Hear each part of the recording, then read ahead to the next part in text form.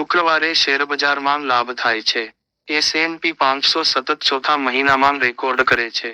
ફેડના મનપસંદ ફુગાવાના સૂચકમાં જુલાઈમાં 0.2% વધારો છે. જરૂરી છે. સ્ટોક ક્રોધાવેશ જે બેંકોમાંથી રોકડ ઉપાડે છે, ભારતીય મ્યુચ્યુઅલ ફંડ્સમાં સેન્સેક્સમાં બાઉન્સને કારણે રોકાણ કરે છે. એપ્રિલ-જૂનમાં ભારતનો જીડીપી વૃદ્ધિ દર 15 મહિનાની નીચી સપાટીએ પહોંચી ગયો છે.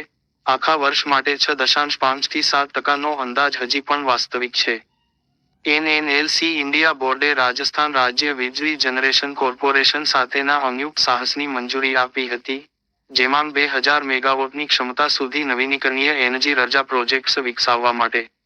સરકારે કહ્યું કે SJVNને નવરત્ના CPSS બનાવવામાં આવશે. ટાટાનો હેતુ 2030 સુધીમાં પેસેન્જર વાહનોના વેચાણમાં 30% EV લાવવાનો છે.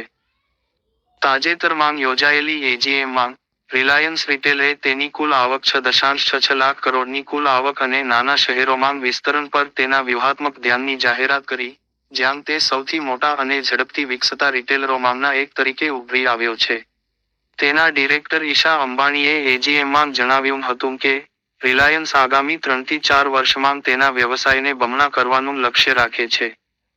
સ્પાઇસજેટ લિમિટેડ 3 મહિના માટે પગાર વિના કામચલાઉ રજા પર 150 કેબિન ક્રૂ મોકલી રહ્યું છે કારણ કે જોખમમાં મૂકેલી ભારતીય એરલાઇન સંસ્થાકીય રોકાણકારો પાસેથી તેની કામગીરીને ભંડોળ આપવા માટે મૂડી એકત્રિત કરવાનો પ્રયાસ કરી રહી છે. નાટકો ફાર્માએ ફેફસાના કેન્સરની સારવાર માટે ઉપયોગમાં લેવાતા ટેબ્લેટા વત્તા EQ 150 મિલીગ્રામ બેઝ અને EQ 200 મિલીગ્રામ બેઝ ટેબ્લેટના સામાન્ય સંસ્કરણ માટે US. Food and drug administration સાથે ટૂંકી નવી ડ્રગ એપ્લિકેશન રજૂ કરી.